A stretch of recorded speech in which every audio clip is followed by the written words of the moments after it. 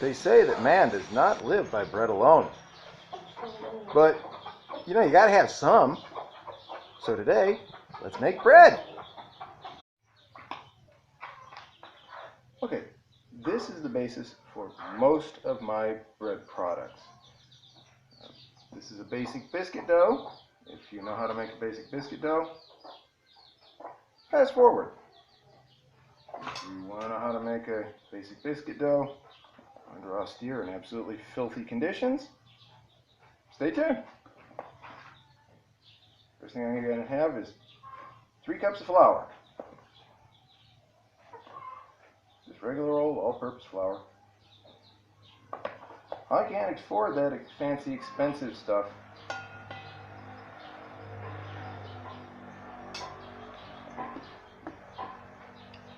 Next up, a pinch of salt.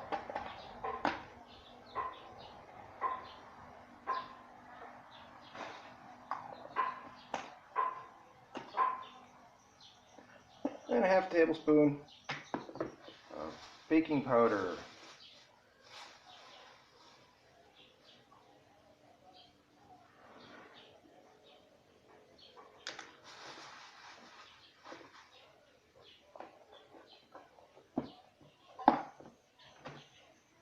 Yep, something black in there.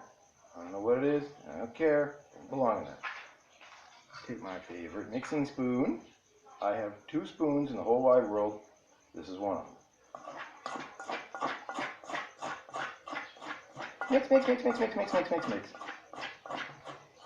First we go this way, and we go that way, and we mix it all up again. Now we make a little hole in the middle. Wait 1 second while I get the water.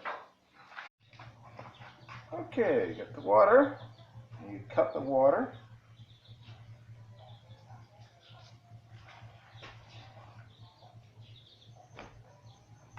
There we go. And since the water is now in the hollow that I made, start working the flour in from that hollow, working my way out.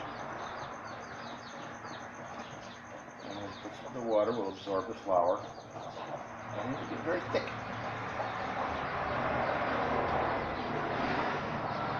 Now I can start working in the flour a little more directly. Just scraping the sides down, going into the gooey ball in the middle.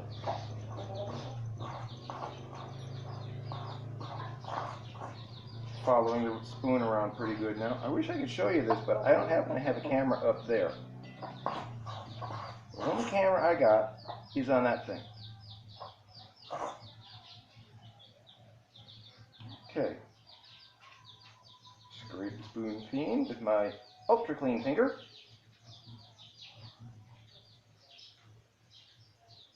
Never try to waste nothing.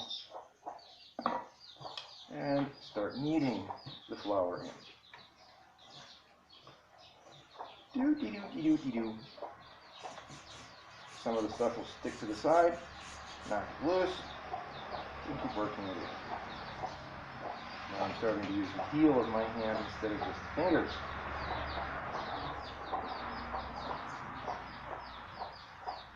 The dough I work with is just a little sticky. But that's okay.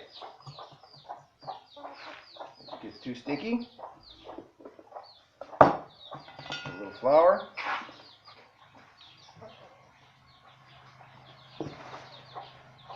Rub it back into the dough.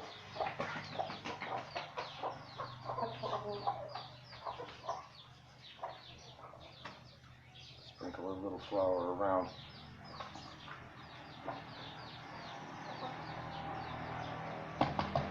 Once it's done, now it has to rest for about 10 minutes. When I first started making bread, I didn't realize why you had to let it sit there for 10 minutes. I thought, it's done, isn't it? Turns out it's not quite done. There are spaces in here where it's wetter, and there's spaces in here where it's drier. Giving it that little rest period Not only helps to let the dough relax a little, just kick back and relax for 10 minutes. It also allows the wet spots and the dry spots to kind of migrate around and equalize out a little. So I'll be back in a few minutes. Okay, it's been a little bit. Take my glob of dough and a fork.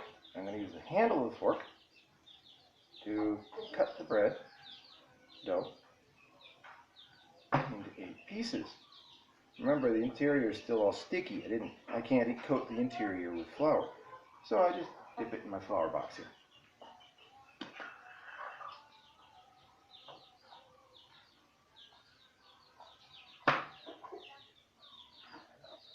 There you go.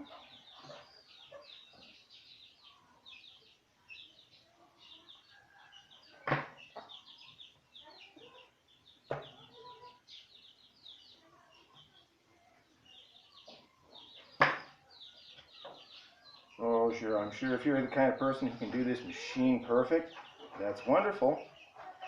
But I say that having it look a little odd shows that a human being did it. Machines can't love. Only people can. Plus, I can't do it machine perfect. So you use any excuse you can come up with.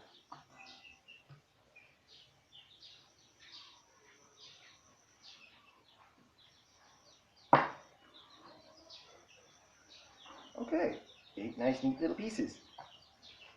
Let's get to the fire. Okay, now before I throw these things into the boiling oil, first thing I want to do is work the glob into discoids.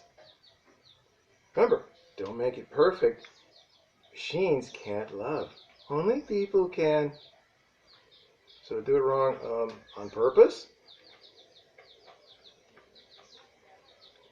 There, kind of roundish. Close enough.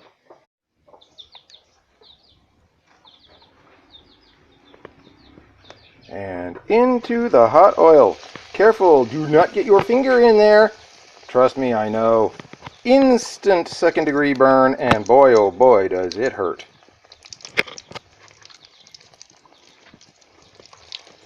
Give it a quick little turn here. Can you see how it's getting brown underneath already?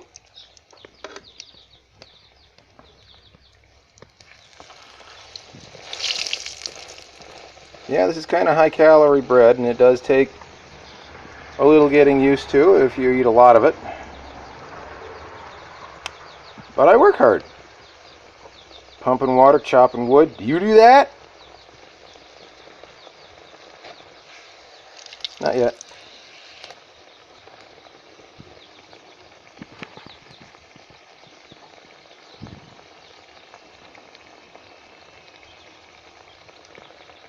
Doesn't take long.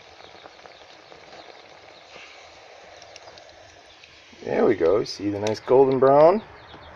Now we let that hang by way of fork for a moment while we set up the next one. In you go. Now we got a space.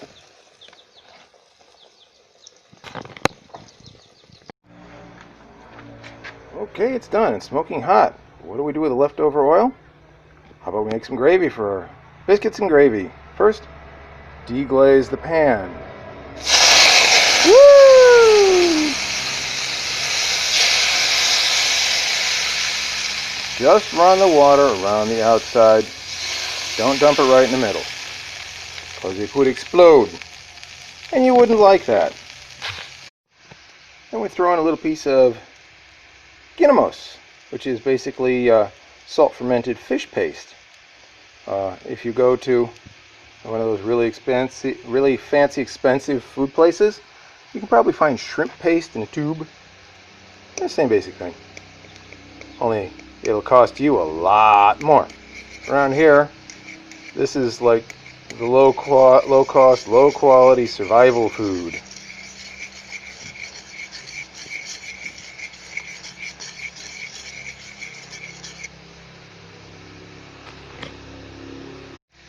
Now a little flour and water paste as a thickener.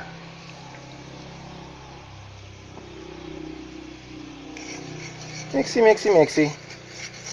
Make it all thick and gooey real fast. Yeah. I put in onion and garlic and things like that, but kind of low. By which I mean I'm out. Let's plate it up, see how it works.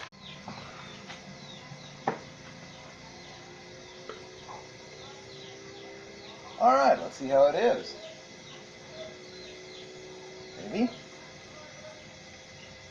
I'll be honest with you, I would have preferred to have a piece of bouillon cube instead of the ginamos, but I don't have any bouillon cube right now.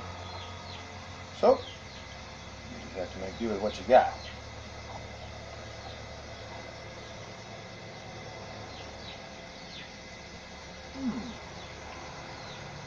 Well, great taste of ginamos.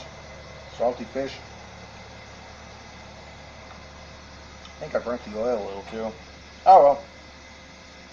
Not inedible.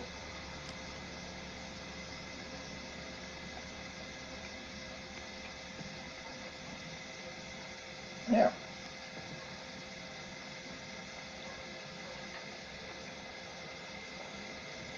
Biscuits and gravy. Well, fry bread and gravy.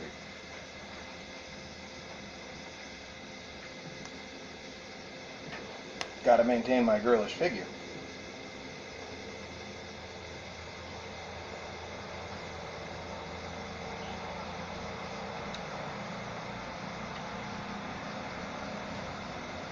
Or maybe I got to maintain my Santa Claus figure. Ho ho ho!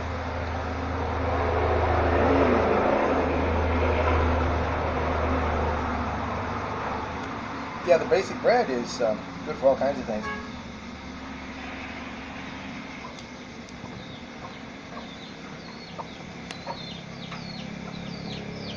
You can just put spaghetti sauce on it. Go away, you don't get some. Mine. I don't care if you got kids to feed. Go away. Fine. There. Greedy things.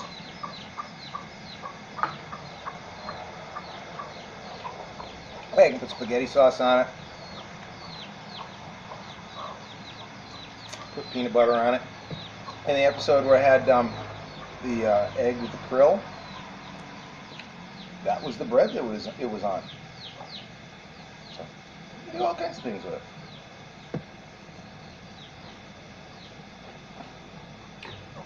It's easy to make. I would prefer regular yeast bread. Hey, it's my show. You go away. Yeesh. Glory hogs everywhere. Everybody's got to be in camera. Anyway, I would prefer yeast bread, but that would require an oven. I don't have an oven. I do have a Dutch oven, so I can kind of make it, but it takes a lot of charcoal. I usually can't afford it in the budget. But hey, maybe one of these days, I'll make it just for you.